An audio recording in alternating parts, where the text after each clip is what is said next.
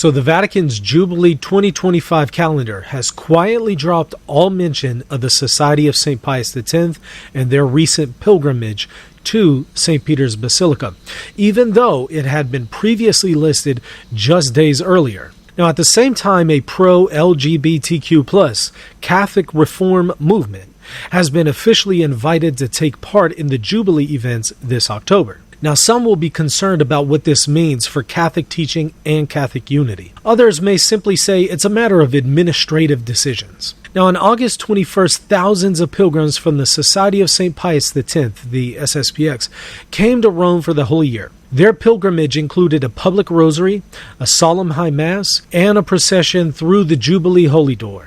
And at one point, their event was publicly listed on the official Vatican Jubilee calendar. But now that entry has disappeared. All other pilgrimages still remain on the website, but the SSPX one does not appear. Now, some will be concerned that this exclusion undermines what Bishop Rino Fisichella recently said. He said, "The Jubilee belongs to the people. It is for all." Others will say the SSPX's canonically irregular status justifies its omission from the website.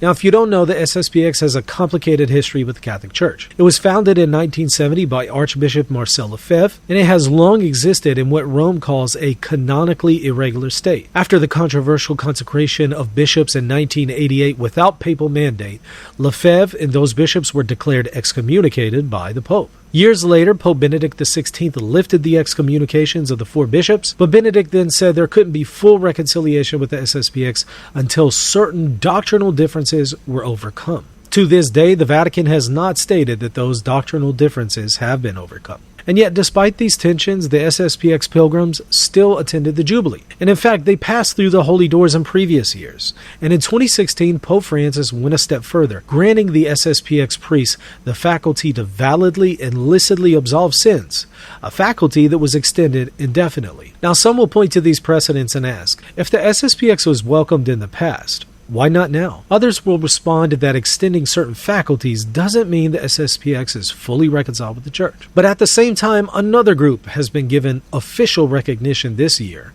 at the Jubilee, a reform movement known for advocating women's ordination and LGBTQ+ reforms within the Catholic Church. They've been invited to meet Pope Leo XIV and will pass through the Holy Door as part of the official program. Now, some will be concerned that welcoming this group sends a mixed message, since many of its positions, such as calling for women's ordination, are contrary to church teaching. It will also fan the flames given that there are a number of pride masses that so far Rome has tolerated and not shut down, while at the same time Rome has imposed certain restrictions on the Latin Mass, something that the SSPX treasures and celebrates. Now, some will argue that the invitation is all about dialogue and it's not an endorsement of every stance of this group. So here's the tension. Some will say it appears inconsistent that a group that openly calls for changes to doctrine is welcomed, while the SSPX appears to be quietly sidelined.